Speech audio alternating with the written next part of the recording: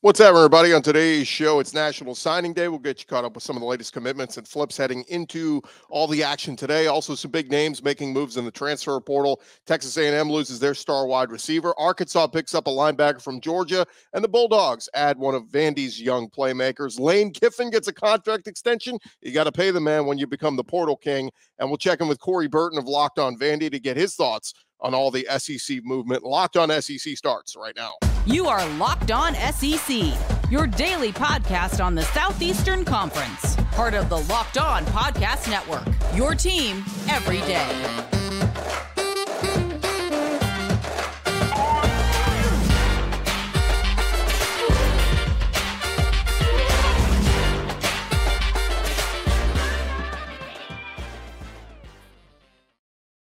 What's up, everybody? Welcome into Locked On SEC. It's great to have you guys along. Today's episode is brought to you by FanDuel.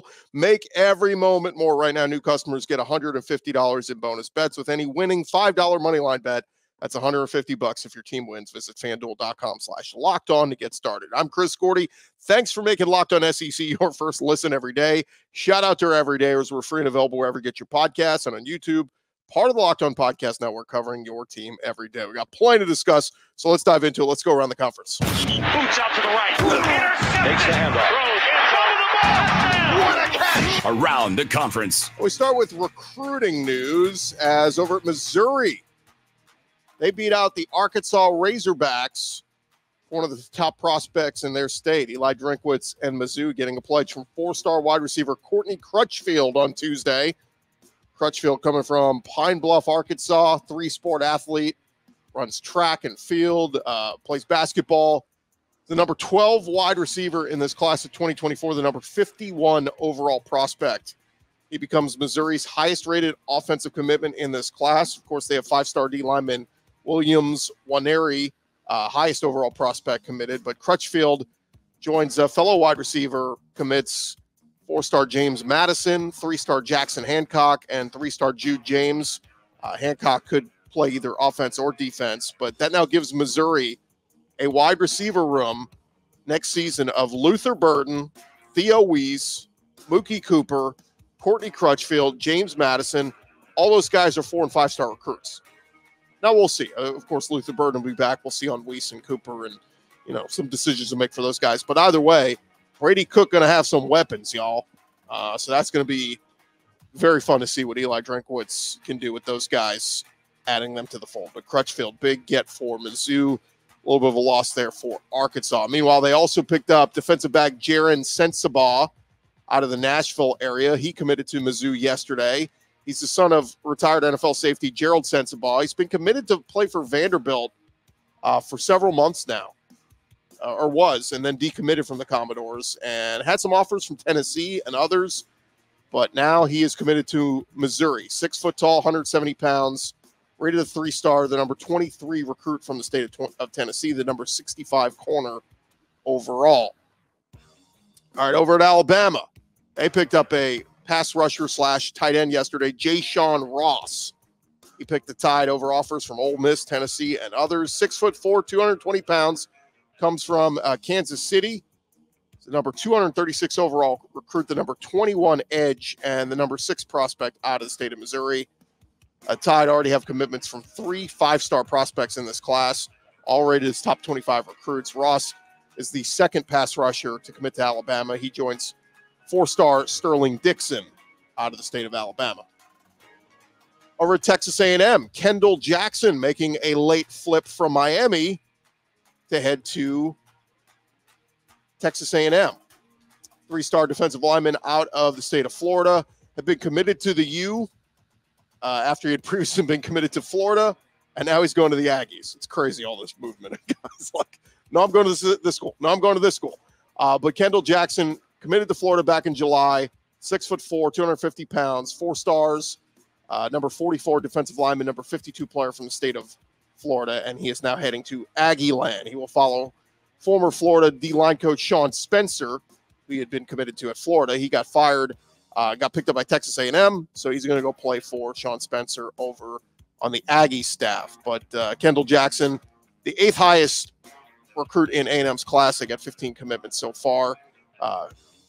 we'll see what else they add. Over at Arkansas, we already mentioned them losing Courtney Crutchfield.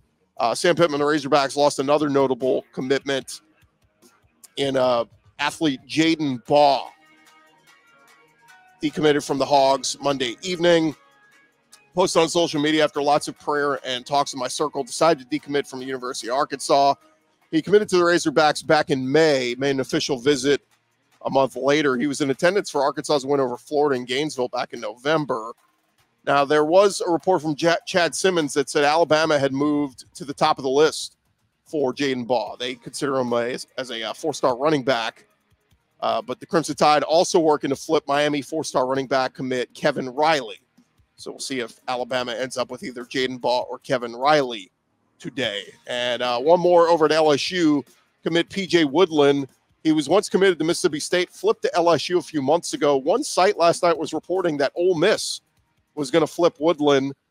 He was just named the 2023 Max Preps Mississippi Player of the Year. But Woodland took to Twitter and tweeted a thumbs down emoji and put up the hashtag Go Tigers. So seems like he is pretty firm to LSU, denouncing that report. And so as of this morning, here's where the SEC teams rank in the 24/7 Sports Composite rankings. We got Georgia number 1, Bama at 3, Texas at 5. Yeah, we got to include Texas and Oklahoma. Oklahoma comes in at number 7. Florida, man, they've dropped. They've been top 5 all these weeks, and they're now number 10 after a couple decommitments. Auburn at 11. Strong push for Hugh Freeze. LSU at 12. Tennessee at 14. South Carolina 18. Texas A&M 19. Ole Miss 21. Mizzou 23. Kentucky 26. Arkansas 29. Mississippi State 35. And Vandy 39. So crazy to think all 16 members of the SEC rank in the top 39 in the recruiting rankings currently.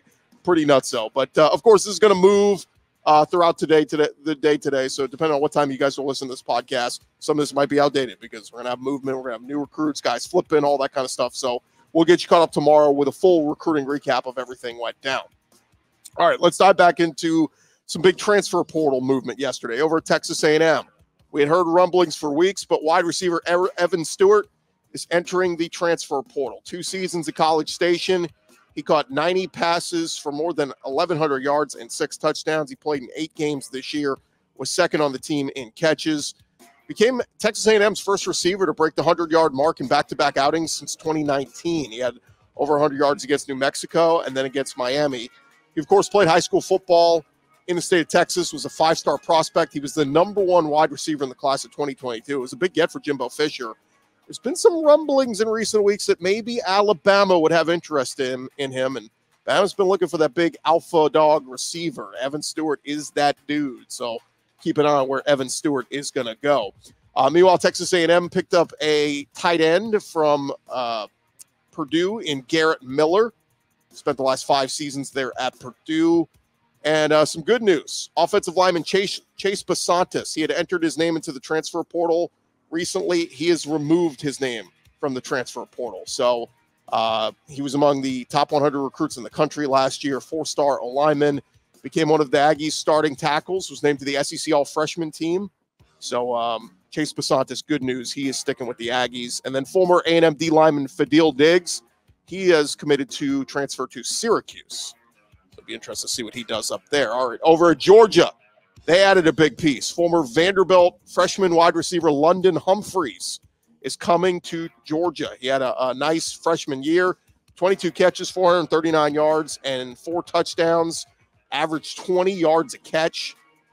He was the number 66 receiver in the country last year, but he'll have 3 years of eligibility remaining, and big-time pass catcher there to go pair with Carson Beck coming back for another year at Georgia. Over at Arkansas, Xavian Sorey, 5-star linebacker prospect that played at Georgia. He is transferring out of Athens to Arkansas. Sorey confirmed he is going to play for Sam Pittman and company, and Razorbacks will welcome him in. Former 5-star recruit, number 2 linebacker in that 2021 recruiting class. And came to Athens with high expectations, was maybe didn't live up to the full hype there, but big-time addition there for Arkansas. And Sam Pittman and company welcome Xavian Sorey in. Also, Former Tennessee O-lineman Addison Nichols announced on social media that he is transferring to Arkansas. Made appearances in 11 games this past season as a reserve. Was a class of 2022 prospect, was a 4-star, number 6 interior offensive lineman. Look, Arkansas needs all the help they can get on the O-line. So Addison Nichols going from Tennessee over to Arkansas. Over at Alabama, they picked up a big-time addition from Texas A&M, defensive lineman LT Overton. Former 5-star prospect from the class of 2022, was the number 14 overall player in that class. And 2 seasons at A&M, recorded 48 tackles, 3 tackles for a loss, and a sack. So he'll join an Alabama defensive front where he will get coached up. And that is a big addition there for Alabama, getting LT Overton from the Aggies. Over at Missouri, Caden Green, big-time old lineman from Oklahoma. He is transferring over to Mizzou. Played 11 games for Oklahoma this year. He's former 4-star O-lineman and was rated the number 10 offensive tackle in the class of 2023. So big-time get there after just 1 year at Oklahoma. Caden Green coming over Mizzou. Got to think he'll plug in right in on their offensive line. Over at Mississippi State, they got some good news. Corey Ellington, their defensive back, withdrawn his name from the portal. He is going to stay. He's played in 31 games for the Bulldogs the last 3 seasons. Entered his name in the portal earlier this month. Jeff Lebby was able to talk him into staying. Also, Mississippi State adding an offensive lineman from LSU, Marlon Martinez. Played in 45 games for LSU over the last 4 years. He's transferring in, so that'll add some depth for Mississippi State. They also lost Stephen Lasoya, who hit the transfer portal. So Marlon Martinez added to that O-line for Mississippi State. And then a couple other notes over at LSU. Tyjee Hill, their freshman D-lineman, he is entering the portal. So we'll see where he ends up. Playing 6 games last year. LSU running back Armani Goodwin announced he's transferring to UAB. Played his high school ball in that area, so he is headed to UAB. And then it was also reported LSU defensive back Sage Ryan, he had entered his name in the portal, and now he has reportedly taken his name out of the portal. So, man, there's a lot of this time of year. All right, thank you guys for making Locked On SEC your first listen every day. Coming up next, we're going to get you caught up on Lane Kiffin getting a contract extension. The Portal King is staying in Oxford long term. We'll get you caught up on that in just a sec. This episode presented to you by our friends over at FanDuel. As the weather continues to get colder out there, the offers are staying red hot over at FanDuel. Right now, new customers can get $150 in bonus bets with any winning $5 moneyline bet. That's $150 if your team wins. If you've been thinking about joining FanDuel, there's no better time to get in on the action right now. They've got all the college action as well. They got basketball, they got football, all the bowl games, including the playoff. You like Alabama as the underdog against Michigan? They got that for you over at FanDuel. Their app is super easy to use. They got spreads, player props, over-unders, and more. Go check them out at FanDuel.com/lockedon and continue getting in on the action throughout this NFL season. FanDuel is the official partner of the NFL. That, again, is FanDuel.com/lockedon. Also want to remind you guys, tickets on sale now for the 2023 Tax Act Texas Bowl, Houston's biggest annual college football event, returning to the primetime at NRG Stadium Wednesday, December 27th, as the Texas A&M Aggies take on the Oklahoma State Cowboys. So a week from today, go check out the passion, the pageantry, and the rivalry of another exciting Big 12 versus SEC showdown. They got all kinds of great free bowl week events going on, like their concert series. They're going to have Roger Krager performing on December 26th. And then on December 27th, prior to the game, Braxton Keith, up-and-coming country star, will be performing. Of course, we know Houston will host the College Football Championship in just a couple weeks, but they get the fun started with the Tax Act Texas Bowl. For the best seats, suites, and bowl week events, go check out TaxActTexasBowl.com right now. It's Texas A&M Aggies versus the Oklahoma State Cowboys. You don't want to miss it. TaxActTexasBowl.com for tickets.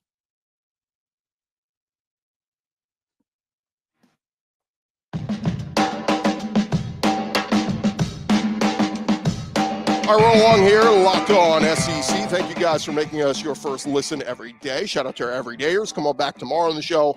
We'll have our full recruiting recap show. Recap what all the big headlines across the SEC on National Signing Day. All right, we got plenty more to discuss. We got to dive back into it. How about the news over at Ole Miss? Lane Kiffin has been crushing in the transfer portal.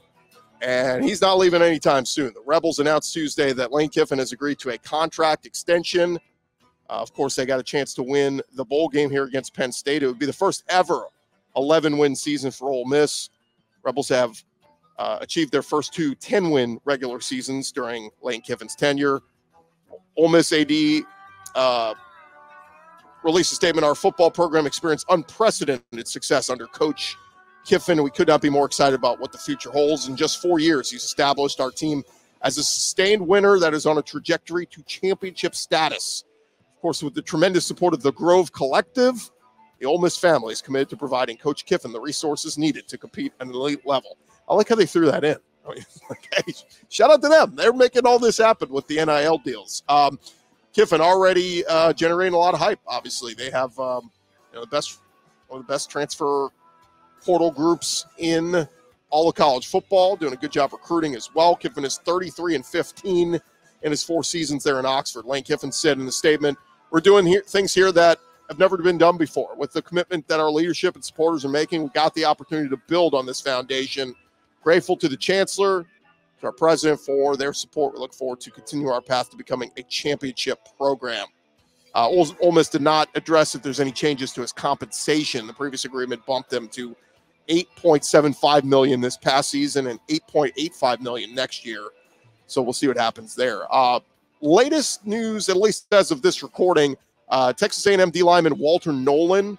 There were a lot of rumblings that he was going to choose Texas A&M. As of last night, Walter Nolan down to Oregon and Ole Miss. So the former A&M D-lineman down to Oregon and Ole Miss, 6'5", 300 pounds. A lot of people want him. So we'll see if he ends up at Ole Miss, ends up in Oxford. Joel Klatt, by the way, on his show yesterday, talking about Lane Kiffin and all the additions in the transfer portal, he said, Ole Miss doing a wonderful job. They have 3 of the top 15 players right now out of the portal. Looks like they're the favorite to land Walter Nolan. Lane could be the portal king. That he certainly is. One more Ole Miss note. Saw this yesterday. Spencer Sanders transferred from Oklahoma State to Ole Miss. Apparently his college career is over. He's been ruled academically ineligible for the Peach Bowl coming up in a week. What, did he finish graduating at Oklahoma State and just went to Ole Miss and just didn't take any classes or something? I don't know what the specifics are, but did not remain eligible. And so he's out of eligibility, and so that will end his career, and he'll head into the NFL draft. So kind of weird there. If something were to happen to Jackson Dart in the bowl game, I'll have to go to Walker Howard, the LSU transfer. All right, other SEC news going on around the conference. Over Kentucky, they introduced Da'Keel Shorts as their new wide receiver coach in Lexington yesterday. He came from the University of Houston, was their director of player development, and then coached up their wide receivers. Coached up Tank Dell, who had a fantastic rookie season with the Texans prior to getting hurt. Short said in a statement, "I'm very excited to be part of the Big Blue Nation. The opportunity to work under Mark Stoops and Liam Cohen is a very exciting opportunity I couldn't pass up. Watched over the years what they've been able to accomplish at Kentucky and the SEC, and I want to help continue that success." Former Kentucky wide receiver coach Scott Woodward was fired following end of the season. Dane Key led the team this year with just under 600 yards, so we'll see if they can get the receiving core back on there at Kentucky. By the way, I don't think we mentioned it, but Kentucky O-lineman Marcus Cox announced he's coming back next year. Will be his 7th year playing college ball, so a welcome return there for Mark Stoops and company. Brock Bowers did an interview yesterday with some folks over at Georgia and was non-committal to playing in the Orange Bowl and still has not announced that he is officially going pro for the NFL draft. He said, "We'll see. I don't know. I'm around. I'm going to meetings. I'm still doing everything with the team. Just not sure yet. It's all still up in the air. Still got people to talk to and stuff like that." So we'll see what happens there. And just a couple other tidbits before we are joined by Corey Burton. The Orange Bowl, or rather Tua's brother, I'll get it right, Talia Tagovailoa over at Maryland. He has officially opted out of the Music City Bowl against Auburn, so he will not play in that bowl game. He'll prepare for the NFL draft. So maybe the road for Auburn to get to a bowl win just got a little bit easier. Also, Florida State edge rusher Jared Verse will not play in the Orange Bowl against Georgia. He declared for the NFL draft. So, again, gets a little bit easier there for Georgia, not having Jared Verse to worry about on that D-line for Florida State. All right, there you have it. That is all the latest going on around the conference. Still more to come here on Locked On SEC, part of the Locked On Podcast Network, covering your team every day. Stick around. Our new host of Locked On Vandy going to join us to hit on a couple SEC bullets. That's next.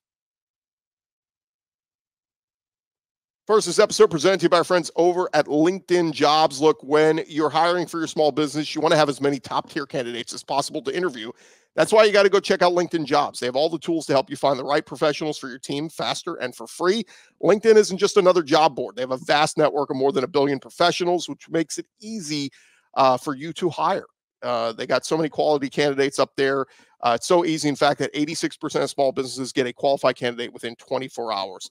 They know that small businesses, you're wearing a lot of hats. You got a lot going on. They're making the hiring process very quick and easy for you. They even launched a feature that helps you write job descriptions for what you're looking for, making it very easy. Go post your job for free at linkedin.com/lockedoncollege. That's linkedin.com/lockedoncollege. Go post your job for free. Terms and conditions apply. Rolling along here, Locked On SEC, and a little fun here, catching up with Corey Burton. He is the new host of Locked On Vandy and Vanderbilt. A ton going on right now. A ton of guys in the transfer portal. They brought in a guy through the portal who I think is going to be, maybe a little bit of a difference maker for Vanderbilt next year as Clark Lee tries to, dare I say, save his job. I mean, look, you got to win some games in the SEC. Going to be much more difficult with Oklahoma and Texas coming into the mix. But Corey Burton, welcome in, man. How are you? Man, I'm great, dude. Thanks for having me, Chris. Man, you do a great job here on Locked On SEC. Like I said, I'm the new kid on the block covering Vandy. I was attracted to the Locked On Network thanks to your show, Zach Blackerby show, Locked On Auburn, Locked On Ole Miss with Stephen Willis, and then also Locked On Dynasty Football for all you fantasy football nerds out there like me. That kind of attracted me to the network, and then to be able to jump on and host a show with in such good company, man. I'm blessed to be here. Well, let's dive into it, Corey, because like I mentioned, I think I counted 17 outgoing transfers so far for Vanderbilt. It has been a mass exodus. And some of the big names that catch the headlines. Will Sheppard, obviously, has been there for a number of years. Tremendous wide receiver. He's going to play for Dion up in Colorado. DeRicky Wright was a really good defensive back. He's into the portal. They lose all three quarterbacks, A.J. Swan, Walter Taylor, and Ken Seals, all into the portal. Ethan Barr was a linebacker. They brought him to SEC Media Days. He's going to Washington. And then, the big news yesterday, London Humphreys, the big-time wide receiver, leaving Vandy and going to Georgia. So keeping it in the SEC. But I guess of all those names, which one, in your opinion, stings the most to lose at Vanderbilt? Well, the obvious position, the best position on the field, the biggest position of need is the quarterback. I mean, losing your entire quarterback room definitely stings. But outside of the quarterbacks, I mean, I think in the SEC, having a good secondary is key. Losing DeRicky Wright was a stinger. Losing Ethan Barr at the linebacker position was a stinger. He was such an integral part of this Commodore defense that you lose him. That's a key piece there, not only in the run game, but in the pass game, getting everybody lined up and stuff like that. So I would say those two would probably sting the most. As far as talent goes, Will Sheppard and London Humphreys, obviously at the wide receiver spot. But to me, I think there's probably a lot more receivers out there that can fill roles and kind of get you some production in the aggregate, more so than losing those key guys on defense. What's Georgia getting in Humphreys? Because he was fun to watch this year as a true freshman. And, there was a time, I remember the Hawaii game, he had like a 32-yard catch, a 23-yard catch the next week. Like, he was averaging 20-something yards a catch. And, I think it ended at the end of the year. He averaged right at 20 yards a catch, but 22 catches, over 400 yards, 4 touchdowns. That's a big-time pass-catching weapon that the Georgia Bulldogs are getting with Carson Beck coming back. They're getting a newer model of Ladd McConkey, honestly. He plays a lot of similar style. I think he's just always open, man. He's just great route runner, playmaker, has a knack for finding open spaces and just kind of understands how defenses work. Obviously watches a lot of film, obviously is somebody that is going to study and work on his technique and work on his craft, and just an elite route runner, has a lot of burst. And he's just a general playmaker. He just makes the play on the ball. And that's what you need. You need somebody that just, when it comes down to it, it's third and long, you need a big conversion. He's your guy. Yeah, it's so funny. Georgia's offense is centered so much around Brock Bowers and the run game. And, they bring in Dominic Lovett and Robert Thomas this past year, and they were okay. But it was like, when's Georgia going to get back to having that, get close to having that 1,000-yard receiver, that guy who's just the alpha male? And it feels like every year, like they have good guys. It's just they kind of spread it around so much. There's never like that alpha receiver at Georgia. Right. No, and you're exactly right. I think it's just because so many different receivers touch the ball. I mean, they don't really have a guy just yet. I mean, Ladd McConkey's kind of that guy, but not really. Marcus Rosemy-Jacksaint was supposed to be that guy. A.D. Mitchell was that guy before he transferred to Texas. George Pickens was supposed to be that guy before he got injured. But just a combination of a lot of things. Ra Thomas didn't quite catch on to the system in year one like they thought he would. But again, that was a big transition coming from Mississippi State and the air raid system to a more pro-style system. So they're looking for big things in year two from Ra. And he probably has the most potential to be that dude in their offense. That Mike Leach offense. It's all right, running out, running in, run a post. It's very, very simplistic, very just, hey, find grass, very read-based, like, hey, run this post, but like if this guy does a lot of side adjustments, a lot of just backyard stuff too. Well, let's we talked about a bunch of the guys that Vanderbilt is losing. Let's hit on a guy that they are getting. And I saw, they made some nice additions. Randon Fontenette, a safety from TCU, Corday Sidnor from Purdue. And, these are all 3-star guys. But there was a guy that caught my eye the other day in the portal that transferred to Vanderbilt, a 4-star, and a guy we saw play a little bit earlier this year. For those who watched the Florida-Utah game, scored a rushing touchdown. That's quarterback Nate Johnson. And this one just intrigues me, Corey, because – no offense to losing A.J. Swan and Ken Seals and Wade Taylor. I mean, like, this might be the best quarterback. Like, this guy might be better than those guys combined. What's Vanderbilt getting in Nate Johnson? Well, they're getting a pure athlete, right? They're getting somebody that is very comfortable throwing on the move, very comfortable in the quarterback run game. And as you see right here, he's delivering a Derrick Henry-esque stiff arm, as I go a little hyperbolic there with my descriptions. But I mean, he's a guy that has a lot of poise in what he's doing. If you watch him against Baylor, they have a game tying drive. They're down 13-6 late in the fourth quarter. He just marches them right down the field with a mixture of quarterback runs, an under center play action pass, quick game. They hit a couple slants right in a row there to take some big chunks out. And just the way he leads the offense down the field, it's really, really good. And I think that him being able to be a super athlete, him fitting into Tim Beck's system, which if you watch New Mexico State, they're technically balanced if you look at their stats, but like his run game is all based out of what the quarterback can do and how the quarterback can add to the run game as a +1 runner. And I think Nate Johnson gives you that in bunches, right? And he opens up so many doors there and he's dangerous enough as a passer that you can't load the box and force him to beat you deep, force him to beat you with his arm, because he will. And if you obviously spread out to stop the pass, he can beat you with his leg. So he's probably talent-wise the most talented quarterback Vanderbilt's had in a while, and that's no shot at Ken Seals, A.J. Swan, and Walter Taylor. He's just kind of on that different level. Now, his fundamentals are a little raw, and he's got to fix some of his footwork stuff, but I think he can do that, and I think he can compete in this league. He did compete against the team in this league and compete very well, and that's the Florida Gators. So I think when you're getting in Nate Johnson's a good leader, super athlete, and somebody who's going to be a great face to your program. Yeah, I'm curious how Clark Lee is going to add more pieces to the transfer portal. Their schedule next year, it's brutal. They open with Virginia Tech in Nashville. And then, they have to go to Georgia State. They get Ball State non-conference, but then they have road trips at Missouri, at Kentucky, at Auburn, at LSU. And then, oh, by the way, home games against Bama, Texas, South Carolina, Tennessee. I mean, It's Corey, being real. I mean, Nate Johnson's going to have to be electrifying for this team to have more than 3 wins next year. He is. He absolutely is. It's going to be tough sledding.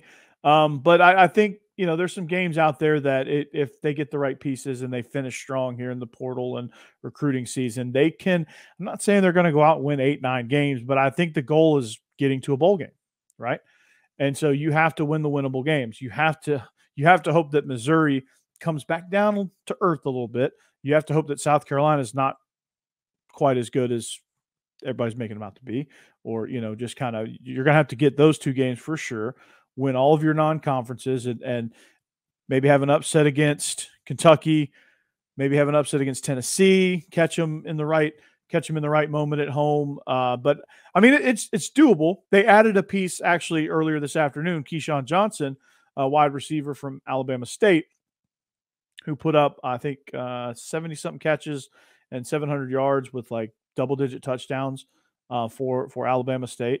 And I think he's going to be a piece there. They added a JUCO tight end, big target, converted quarterback, so he's got some high football IQ. He's a big target at tight end, and they love to use a tight end in the RPO game with Tim Beck's system. So they're just going to – I mean, what I like about this Vandy team, Chris, is that Tim Beck is coming in. I've said it all along. If Vandy's going to have any shot at competing, they have to do something unique. They have to do something different, and that's what they're doing with Tim Beck's system. It's going to be fun to watch. I mean, look, you got to go balls to the wall if you're Clark Lee. I mean, this is it. You're coach for your job. Last thing for you, Corey. Any reaction to any of the other SEC movement we've seen here in the last couple of weeks? Obviously, Ole Miss is cleaned up, but we saw Brock Vandergrift jump over to Kentucky. We've had Rocket Sanders go to South Carolina. It's so crazy because there's so much movement, but it's like incestual movement. It's inter SEC going from one SEC school to another. Yeah. You're going to see a lot of that now with the portal getting the way it's getting. You're going to see a lot of movement between SEC schools.